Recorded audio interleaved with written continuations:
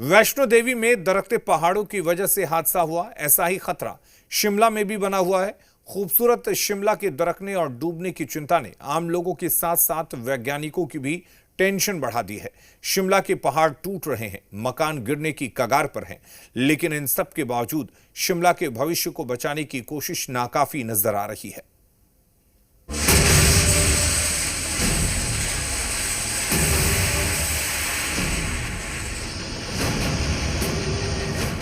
दिल दहला देने वाला मंजर, तबाही की डराने वाली तस्वीर। पहाड़ों पर बर्बादी की कहानी। पहाड़ों की रानी शिमला अपनी खूबसूरती के लिए दुनिया भर में मशहूर शिमला के नजारों का लुत्फ उठाने देश के कोने कोने से और विदेशों से लाखों लोग आते हैं। लेकिन अब यही देश की शान शिमला डूब रही है। शिमला की पहाड़ियां पाताल की तरफ पैर बढ़ा चुकी हैं। वैज्ञानिकों का मानना यह है कि इस शिमला शहर पर लगातार बढ़ते कंक्रीट जंगल के दबाव के चलते ये हालत जो है वो शिमला शहर की हो रही है। दूसरी तरफ अगर बात करें तो जलवायु परिवर्तन भी इस समस्या का मुख्य कारण माना जा सकता है। शिमला शहर के डूबते क्षेत्र वैज्ञानिक और भूवैज्ञानिक विशेषज्ञों के लिए चिंता की बड़ी वजह बन गए।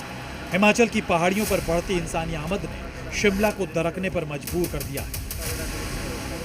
आम जनता को और सभी लोगों को, प्रशासन को जो नीतियां निर्धारित करते हैं, हम सभी को ये समझना बहुत आवश्यक है कि शिमला जो है अपनी जो सॉइल की जो लोड बेयरिंग कैपेसिटी है, अगर इसकी एनालिसिस अभी समय पे नहीं हुई तो हमें और भी आगे जो गंभीर परिणाम है वो भुगतने पड़ेंगे।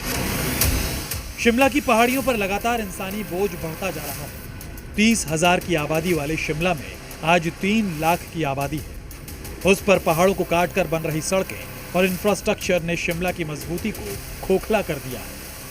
जो रिज को बचाने की जो मुहिम है उसमें कई सौ करोड़ रुपए लगाकर एक रुड़की यूनिवर्सिटी के इंजीनियर्स को बुला के सर्वे किया गया था और उसके बाद आजकल आपने देखा होगा रिज मैदान में जो अपने लक्कड़ बाजार की तरफ कोई 150 फीट नीचे तक जाकर रॉक ढूंढी गई है और वहां से वो पिलर खड़े किए जा रहे हैं और वो हो चुका है काम, लगभग 60% काम उसका हो चुका है। वो एक परमानेंट सोल्यूशन है। उसके बाद जो रिज का वो वाला हिस्सा एटलीस्ट नहीं धसेगा। हिमाचल की गोद में बसा शिमला हिमालय बेल्ट का खास पॉइंट है।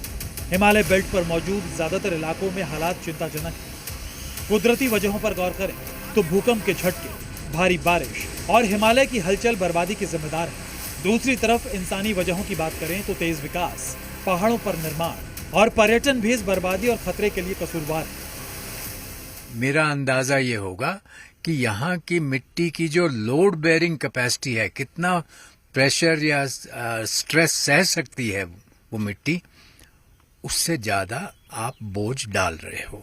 जिस तरह से इस शहर का फैलाव हुआ है और इतना वजन और कंस्ट्रक्शन चलती जा रही है। पिछले कुछ सालों में पहाड़ी इलाकों में कुदरत ने भी जमकर कहर बरपाया। प्रचंड गर्मी ने पहाड़ों को पिघलाया, भारी बारिश ने शिमला की मिट्टी को बहाया, तो ठंड में ठिठुरती शिमला पर कुदरत का अलग असर हुआ है।